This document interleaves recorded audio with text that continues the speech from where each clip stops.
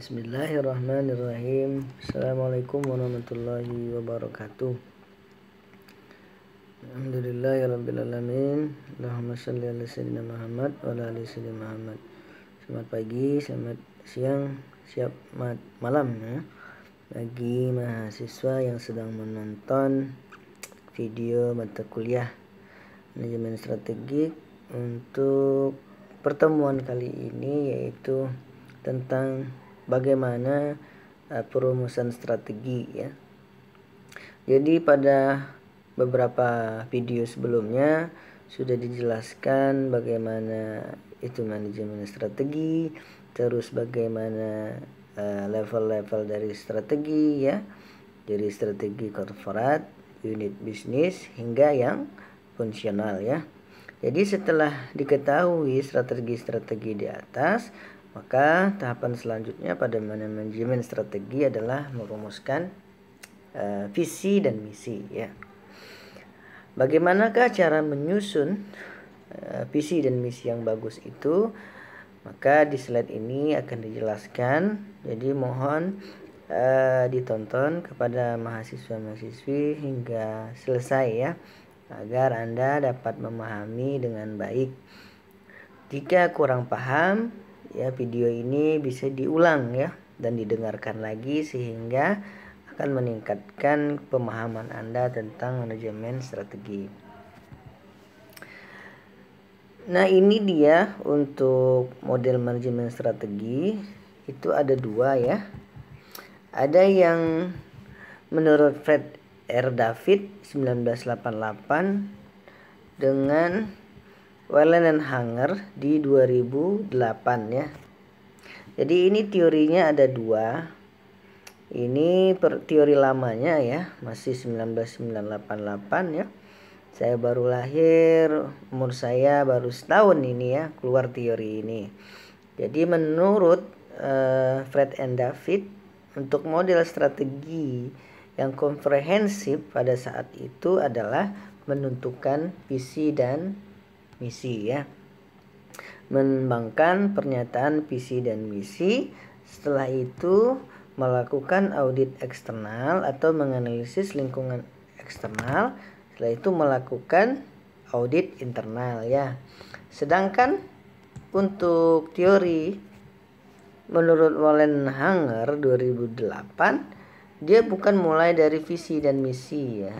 Dia mulai dari menganalisis terlebih dahulu apa saja yang ada di lingkungan eksternal dan apa saja yang dimiliki di lingkungan internal. Setelah mengetahui kondisi eksternal dan kondisi internal perusahaan, baru dia menyusun strategi ya, reason for eksistensi atau alasan kenapa dia muncul perusahaan tersebut. Nah, itulah perbedaan dari kedua teori ini. Akan muncul pertanyaan, kira-kira yang manakah yang lebih bagus dari kedua teori ini? Semua teori ini bagus ya. Semua teori ini mantap. Namun, yang lebih banyak digunakan oleh perusahaan pada saat ini adalah eksternal dan internal terlebih dahulu, menggunakan konsep dari Wellen dan Hanger. Kenapa? Karena lingkungan eksternal dan internal itu sifatnya dinamis ya, tidak stagnan ya, tidak statis. Dia dinamis, dia selalu berubah-ubah. Nah, ketika terjadi perubahan, maka misi atau mission itu bisa berubah sesuai dengan kondisi yang ada. Sedangkan menggunakan teori yang ini, nah ketika visi dan misi dirubah, maka eksternal itu tidak bisa dikontrol, sedangkan internal bisa dikontrol ya, sehingga kelemahan dari proses ini adalah organisasi sulit berubah dengan lingkungan yang terjadi karena dia fokus menggunakan visi dan misi yang sudah ditetapkan di masa yang lalu.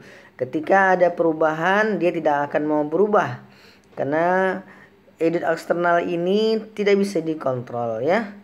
Seperti sekarang ya, perubahan perilaku konsumen ketika berbelanja online atau membeli makanan secara online ya. Itu setiap konsumen pada saat ini sudah menggunakan gadget. Tapi ketika kita hanya menggunakan metode tradisional secara penjualan, maka konsumen tidak akan mau mengikuti visi dan misi kita ya. Tapi kitalah yang harus mengikuti visi dan misi, sehingga berubahlah visi dan misi sesuai dengan kondisi. Jadi ini juga baik ya, dan ini juga bagus ya, tapi ini lebih bagus ketika kita menggunakan eksternal dan internal. Nah, untuk pada saat ini perusahaan maupun organisasi atau entrepreneurship lebih menggunakan pendekatan ini ya. Jadi menggunakan analisis eksternal. Eksternal ini terdiri dari sosial, lingkungan ya, dan beberapa lingkungan umum lainnya, politik, terus keamanan ya. Sedangkan untuk task ada environment, ada force porter ya, atau industry analyze. Sedangkan di internal ada struktur, ada rantai komando, ada budaya, ada kepercayaan, ada expectation, ada nilai, ada resource, asset, skill, competitiveness, and knowledge. Ya, inilah yang menjadi pertimbangan ya ketika menggunakan strategi dari Wallen dan Hanger. Jadi tahapannya yang pertama adalah ada information scanning. Setelah itu ada strategi formulation. Jadi kita menentukan misi, objektif itu tujuan, strategis, dan kebijakan. Untuk penerapan ada program, ada budget, ada prosedur. Sedangkan yang terakhir ada evaluation, ada proses monitor performance, and take corrective action ya. Jadi itu tahapan jika menggunakan Wallen dan Hanger. Pertama adalah scanning, kedua menggunakan strategi formulation ya. Nah, pada hari ini kita akan bahas yang strategi formulation, yaitu visi dan misi. Setelah itu strategi implementasi dan evaluasi ya. Nah, visi ya. Visi itu muncul dari pertanyaan ya. Pertanyaannya ini, what will our business be ya, or what do we want to become. Nah, artinya adalah kita mau menjadi bisnis apa ya. Terus apa yang ingin kita mau menjadi apa ya. Jadi kita mau menjadi apa ya. Jadi itu ditentukan. Terus yang kedua, misi menunjukkan arah strategi ya di masa yang akan datang. Jadi ada term, ada waktu yang akan dicapai. Terus misi yang dibuat perusahaan harus berkaitan dengan misi perusahaan ya. Jadi ketika misi perusahaan adalah menciptakan produk X, maka visinya juga harus produk X ya. Atau ingin melayani konsumen X, maka visinya juga harus melayani konsumen X ya. Jadi tidak boleh visi dan misi itu tidak jelas, dan tidak boleh juga visi dan misi itu tidak ada waktu pencapaiannya ya. Ada beberapa contoh visi ini dari Microsoft. Jadi kata mereka a computer and every desk ya, and every home. Jadi dia ingin seluruh komputer di meja atau di rumah itu menggunakan software dari Microsoft ya. Dan faktanya kita seluruhnya rata-rata menggunakan produk Microsoft untuk bekerja di kantor ya. Menggunakan laptop Microsoft Office ya untuk mengetik dan sebagainya. Jadi dengan komitmen yang kuat ya untuk menghubungkan internet dan teknologi ya. Sampai sekarang kita masih meyakini bahwa Microsoft mampu menghubungkan teknologi dan internet ya. Salah satunya Windows itu milik dari Microsoft. Dan expand of power of the PC end user ya. Jadi mengembangkan kekuatan untuk menangkap ya, atau untuk menjangkau penggunaan personal komputer dan pengguna ya. Dan itu terjadi sampai sekarang ini ya. PC-nya tidak berubah dan PC-nya tetap seperti ini. Sedangkan contoh untuk Disneyland ya, dia hanya cuman PC sedikit ya. Dia ingin menjadi tempat terbahagia di earth ya, to be the happiest place on the earth. Nah, itulah yang disebut dengan PC. Jadi bisnisnya, what will our business be? I wanna be happiest place in the earth. Or what do want to be become? We want the computer on the 3 days in Abraham running on Microsoft software ya. Jadi itulah visi yang bisa saya jelaskan untuk bagian ini ya. Sedangkan misi dibuat mengacu pada visi ya. Jadi visi dan misi harus memiliki landasan kuat ya tentang kebutuhan konsumen. Bukan ditambahkan lagi untuk kepuasan konsumen ya. Jadi di tanda kutip ini saya jelaskan, kita harus menciptakan produk atau memancing ikan di kolam yang tidak ada ikannya, jangan sampai ya. Jadi kita seharusnya memancing ikan di kolam yang banyak ikannya ya, sesuai dengan umpannya. Paham ya? Jadi ketika kita salah menyusun visi dan salah menciptakan produk ya, maka tidak akan terjadi penjualan dan kita hanya menghabiskan modal kita, pikiran dan waktu kita. Contoh Coca-Cola, dia hanya fokus pada kebutuhan konsumen pada minuman ringan ya. Unilever, dia menciptakan produk khusus kepada consumer good.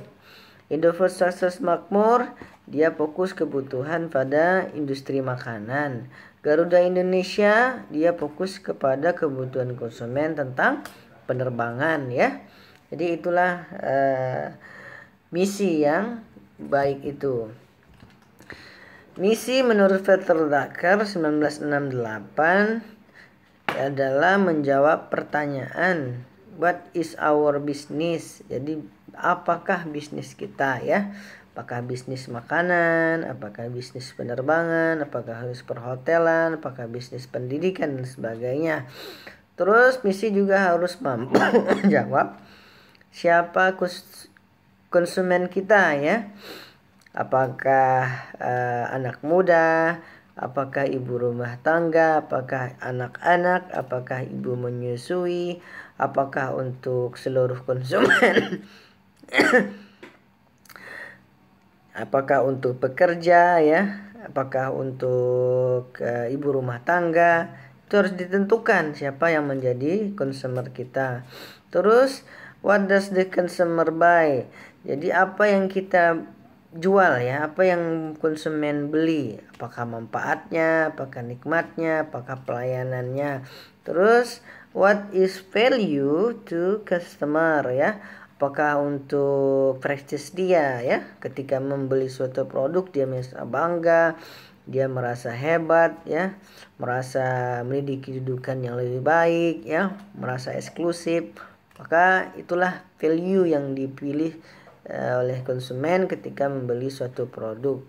Terus what will our business be ya, tadi seperti yang saya jelaskan, ingin menjadi apa ya, ingin menjadi tempat terbaik di dunia ya, ternyaman di dunia, terbahagia di dunia, seperti visi dari Disneyland. Sedangkan untuk Microsoft Mission adalah menciptakan software. Jadi dia create a software for personal computer. Nah, inilah siapa konsumennya, yaitu personal computer the empower and inspire people in the workplace ya. Jadi khusus kepada orang yang sedang bekerja di tempat kerja. Inilah konsumen yang dipilih oleh Microsoft untuk produk-produknya ya. Baik di tempat bekerja maupun di sekolah maupun di rumah ya. Dan juga dia ingin menjadi pemimpin penyedia software ya. Terus menjadi ciptakan produk-produk yang inovatif yang dapat menemukan kebutuhan konsumen ya, dan memenuhi kebutuhan konsumen. Nah, itulah visi dari Microsoft ya. Jelas, clear ya, targetnya jelas, mau jadinya apa, produknya apa, konsumennya juga jelas. Ini perencanaan strategis tadi ya. Untuk formulasi strategis itu terbagi menjadi 8 ya. Pertama adalah menciptakan visi dan misi ya, sudah kita jelaskan. Terus menciptakan tujuan, objektif, tujuannya buat apa. Terus menyusun strategi, terus menyusun kebijakan, terus menyusun prosedur, aturan, program, dan budget ya. Ini beberapa contoh visi Bank Rakyat Indonesia atau BRI ya. Menjadi bank komersial termuka yang selalu mengutamakan kepuasan nasabah ya. Jadi konsumennya adalah nasabah ya. Jadi bank komersial ya. Misi melakukan kegiatan perbankan terbaik dengan mengutamakan pelayanan kepada usaha mikro, kecil menengah untuk menunjang peningkatan ekonomi masyarakat. Jadi dia otomatis menyediakan ya dana bagi usaha mikro, kecil dan menengah. Kedua, memberikan pelayanan prima kepada nasabah dengan melalui jaringan kerja. Artinya adalah dia membuka cabang di mana-mana di seluruh Indonesia sehingga dapat memudahkan konsumen ya atau nasabah. Terus didukung oleh sumber daya manusia profesional dan teknologi yang handal dengan melaksanakan manajemen risiko, praktek good governance, good corporate governance atau GCG yang sangat baik. Terus memberikan keuntungan dan manfaat optimal kepada pihak-pihak yang berkepentingan. Jadi karakteristik komponen misi menurut David ya 2007 adalah customer. Jadi dia harus visi tersebut menyebutkan siapa konsumennya, terus menyebutkan apa produk dan yang dilayaninya, juga menyebutkan siapa pasarnya, terus menggunakan teknologi, menyebutkan teknologi, arah pengembangan teknologi, dan juga fokus kepada bertahan, bertumbuh, dan meningkatkan keuntungan agar bisa hidup lebih berlangsung lama kehidupan dari perusahaan. Sedangkan karakteristik komponen misi menurut masih 2007 ada pertama filosofi, ada belief, ada value, ada subkonsep menjelaskan tentang kompetisi unggul ya dari pesaing. Concern toward public image menunjukkan respon terhadap masalah-masalah lingkungan sosial masyarakat. Terus concern juga for employee ya. Jadi visi juga harus menggambarkan bahwa ada di situ upaya perusahaan untuk meningkatkan kapasitas dari SDM dan kinerja dari karyawan, karena karyawan dianggap adalah aset. Jadi ini ya contoh-contohnya, silakan Anda baca nanti. Ini contohnya juga beberapa perusahaan yang menggunakan konsep ini ya. Nah, ini ada misi, beberapa misi ya. Nah, setelah belajar visi dan misi, selanjutnya adalah objektif atau tujuan. Objektif ini berbeda dengan visi dan misi ya. Jadi objektif ini lebih kepada term waktu ya. Akhir jangka waktu tertentu seperti Unilag unggul. Kapan tujuannya akan bisa tercapai? Misalnya 2030 ya. Tujuan harus memiliki sebagai berikut, harus ya spesifik ya, measurable dapat diukur, sesuai, realistis dan tepat waktu ya, timely. Di ini kelima ini harus ada ya, harus jelas kapan, dapat diukur, ada instrumennya, sesuai, harus realistis bisa dicapai, terus harus tepat waktu ya, tidak boleh molor. Jadi jika terpenuhi kriteria tersebut, maka tujuan yang jelas akan mengarahkan seluruh sumber daya kepada tujuan yang sama. Kedua, tujuan yang menentang pada motivasi karyawan untuk kemenangan yang lebih tinggi. Jadi kita dapat menantang karyawan agar lebih bekerja lebih giat. Ketiga, tujuan yang jelas akan mengurangi terjadinya konflik ya. Keempat, pencapaian tujuan dikaitkan dengan imbalan insentif yang dapat meningkatkan kepuasan atau perasaan karyawan ya. Misalnya tujuan dari koperasi PT Garuda Indonesia mencapai pertumbuhan pendapatan dalam US dollar sebesar 10% per tahun atau EBT margin rata-rata 5% per tahun. Setelah mengetahui tentang objek tadi, dilanjutkan dengan strategi ya. Jadi strategi adalah way to achieve end, seperti penjelasan pada pertemuannya. Jadi jalan bagaimana mencapai tujuan. Jadi strategi ini berisi tentang decision ya. Seperti yang kita jelaskan kemarin, ada pilihan strateginya ya. Ada corporate, ada unit bisnis, ada ada fungsional ya. Itu salah satu contoh-contoh strategi. Sedangkan ada lagi strategi menurut Misbach 1991 disebut dengan 5 strategi. Ada strategi as plan, apply, pattern, position, dan perspektif. Setelah visi, objektif, strategi, selanjutnya adalah kebijakan. Nah, kebijakan ini disederhanakan disebut dengan guide to action. Jadi menghubungkan formalisasi strategi dengan implement strategi ya. Setelah itu ada prosedur dan aturan, merupakan metode atau cara yang baku untuk melaksanakan pekerjaan tertentu. Prosedur diperlukan agar pelaksanaan pekerjaan dilaksanakan menurut metode tertentu sehingga diperoleh hasil yang seragam ya. Jadi ini gunanya total quality management. Jadi speknya itu harus disesuaikan dengan produk-produk lain sehingga ada kesamaan ya, bukan ada perbedaan antara produk satu dengan yang lain. Setelah itu ada program, merupakan serangkaian kegiatan yang memiliki durasi waktu tertentu ya. Program ini tidak lama ya, fleksibel dan selalu berubah. Untuk tujuannya adalah untuk mencapai tujuan. Contohnya program untuk advertising ya, periklanan itu tidak bisa selamanya karena akan terus berubah dan dilakukan evaluasi. Yang terakhir adalah anggaran. Nah, setelah visi, objektif, strategi, evaluasi, prosedur ya, dan program dan anggaran. Nah, inilah yang bagian terpenting dari tadi. Strategi yang kita susun atau misi yang bisa kita lakukan tersebut akan dapat berjalan jika ada salah satunya dukungan anggaran ya.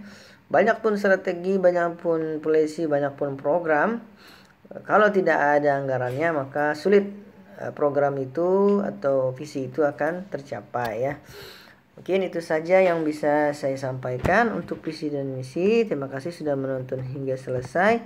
Jangan lupa berikan komen di fasilitas komen yang sudah disediakan. Dan kami akhiri. Wabillahi taufiq wal hidayah. Wassalamualaikum warahmatullahi wabarakatuh.